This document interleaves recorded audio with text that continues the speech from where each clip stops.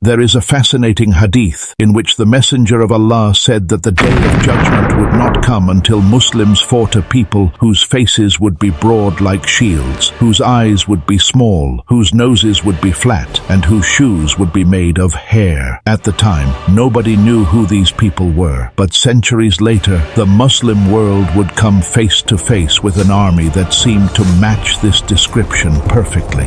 After the Prophet passed away, Islam spread rapidly beyond Arabia. Under the 4 Rashidun caliphs, Muslims built one of the greatest civilizations in history. What began in the deserts of Makkah and Medina soon stretched across vast regions of the world. The Umayyads and Abbasids came after them. Under the Abbasids, the Muslim world reached its golden age. Baghdad became the most powerful city on earth. The famous House of Wisdom attracted scholars from every corner of the world, and Arabic became the language of knowledge, much like English is today. The Muslim world stood at the peak of its power, but history has a pattern. When empires reach their greatest heights, decline often follows. Divisions spread, regions became independent, and Muslim unity weakened. And while Muslims were consumed by their divisions in the West, a far greater storm was rising in the East.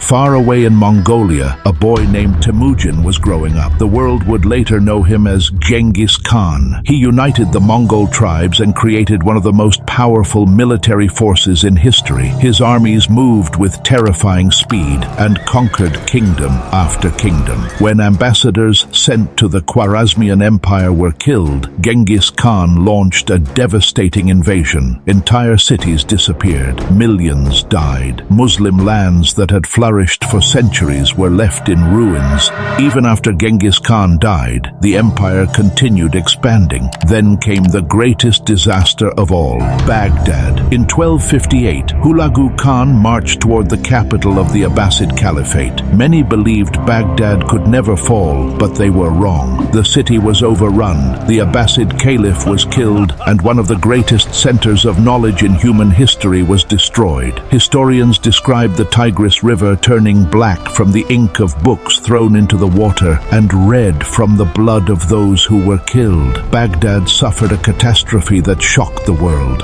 Fear spread throughout the Muslim world. Many believed nobody could stop the Mongols. Some even wondered whether they were Ya'juj and Ma'juj because of their destructive power and rapid expansion. But Allah was not finished writing the story. In Egypt, the Mamluks chose to resist. The Mongols had already destroyed great Muslim cities, and many feared that if they continued south, even Makkah and Medina could one day be threatened. Their leader was Sultan Qutuz, alongside the brilliant commander Baybars. In 1260, they met the Mongols at Ain Jalut in Palestine. The odds favored the Mongols, just as they always had, but history was about to change. The battle ended in a stunning Muslim victory. For the first time, the seemingly unstoppable Mongol war machine had been defeated. Ain Jalut changed everything. The Mongol advance into the Middle East was halted, and the Muslim world finally saw that the invincible empire could bleed.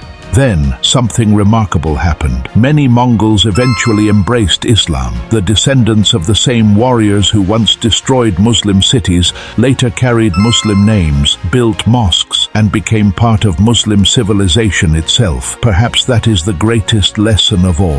Genghis Khan built an empire through fear. Hazrat Umar built an empire through justice. One conquered lands, the other conquered hearts. And centuries later, that difference is still remembered.